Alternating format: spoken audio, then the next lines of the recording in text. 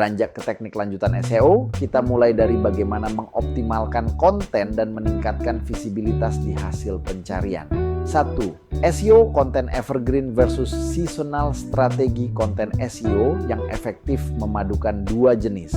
Evergreen, selalu relevan, dan seasonal, musiman. Memahami perbedaan ini krusial untuk menjaga relevansi dan trafik. Konten evergreen, contoh, cara merawat sepatu kulit asli atau panduan memilih universitas bisnis di Indonesia.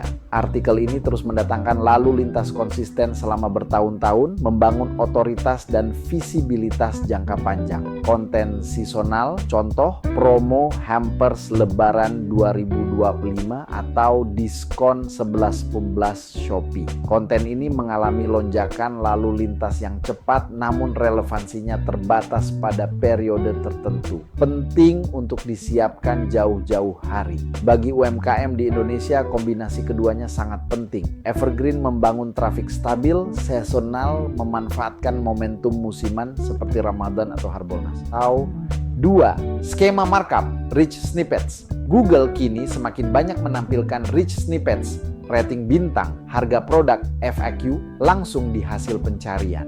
Untuk mendapatkan ini, website perlu menggunakan skema markup, kode khusus yang memberikan konteks pada konten Anda. Contoh, toko kue kering di Bandung bisa menambahkan skema produk dan review pada halaman Nastar Premium. Hasil pencarian dapat menampilkan bintang rating dan harga Rp150.000. yang terbukti meningkatkan CTR hingga 20-30%. Beranjak ke teknik lanjutan SEO, kita mulai dari bagaimana mengoptimalkan konten dan meningkatkan visibilitas di hasil pencarian. 3. Voice Search SEO. Tren penggunaan voice search Google Assistant Siri terus meningkat di Indonesia. Gaya pencarian suara cenderung berupa kalimat tanya yang panjang. Misalnya, di mana beli hampers lebaran terdekat di Jakarta? Menargetkan long tail keyword berbentuk pertanyaan. Bagaimana cara, di mana, berapa? Membuat konten dalam format FAQ yang mudah dicerna. Mengoptimalkan Google Business Profile karena voice search sering terkait lokasi. Dengan dominasi smartphone, voice search SEO akan semakin krusial untuk visibilitas lokal. 4. Mobile First and Core Web Vitals. Google kini menggunakan Mobile First Indexing, artinya versi mobile website Anda menjadi yang utama dalam penilaian. Di Indonesia, lebih dari 90% pengguna internet mengakses web melalui smartphone, menjadikan mobile SEO sangat penting. Core Web Vitals, LCP, FID, CLS adalah faktor ranking resmi. Website yang lambat, tidak responsif, atau desainnya berantakan di layar kecil akan kalah bersaing dalam hasil pencarian. 5. Topical Authority and EAT. Google semakin mengutamakan situs yang dianggap ahli dalam satu topik, topical authority. Konsep EAT, expertise, authoritativeness, trustworthiness, menuntut situs dengan penulis ahli, sumber kredibel, dan testimoni nyata untuk ranking yang lebih baik. Contohnya, website resmi Kemenkes lebih mudah ranking daripada blog personal karena faktor otoritasnya yang tinggi. 6. Link building berkualitas. Backlink masih penting, tetapi fokus pada kualitas.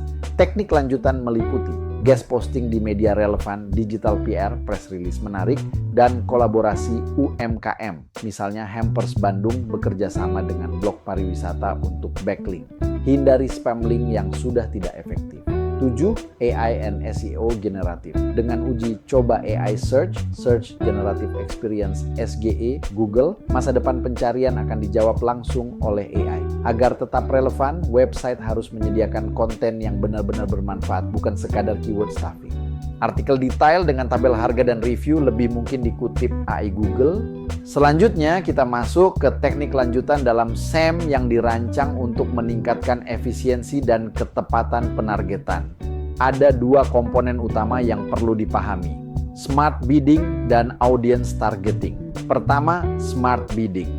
Google Ads kini memanfaatkan machine learning untuk secara otomatis menyesuaikan bid berdasarkan peluang konversi. Artinya, sistem bekerja menilai ratusan sinyal, mulai dari perangkat, lokasi, waktu, hingga perilaku pengguna untuk menentukan kapan iklan perlu didorong atau diturunkan. Ada beberapa strategi yang umum digunakan. Target CPA memungkinkan sistem menyesuaikan bid agar biaya per akuisisi tetap berada pada angka yang Anda tetapkan.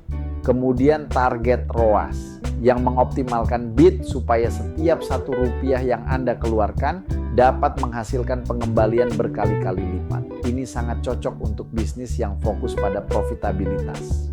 Dan untuk bisnis baru, strategi Maximize Conversions sering digunakan karena tujuannya mengumpulkan sebanyak mungkin data konversi sebagai dasar pembelajaran algoritma. Kedua, kita memiliki audience targeting lanjutan. SEM bukan lagi sekadar tentang kata kunci, tetapi tentang menjangkau orang yang tepat pada waktu yang tepat. Affinity audience menargetkan orang berdasarkan minat mereka. Misalnya, pecinta kuliner untuk kampanye kue kering. In-market audience lebih spesifik menargetkan orang yang sedang dalam fase aktif mencari produk tertentu seperti orang yang sedang mencari hadiah lebaran. Lalu ada custom audience yang menggabungkan data internal bisnis. Misalnya daftar pelanggan lama dengan minat khusus sehingga Anda bisa menargetkan audiens dengan presisi sangat tinggi. Dengan kombinasi smart bidding dan audience targeting ini, iklan Anda tidak hanya muncul karena kata kunci, tetapi karena sistem mengenali bahwa orang tersebut benar-benar punya potensi membeli. Hasilnya, iklan lebih efisien, konversi lebih tinggi, dan anggaran lebih terkontrol.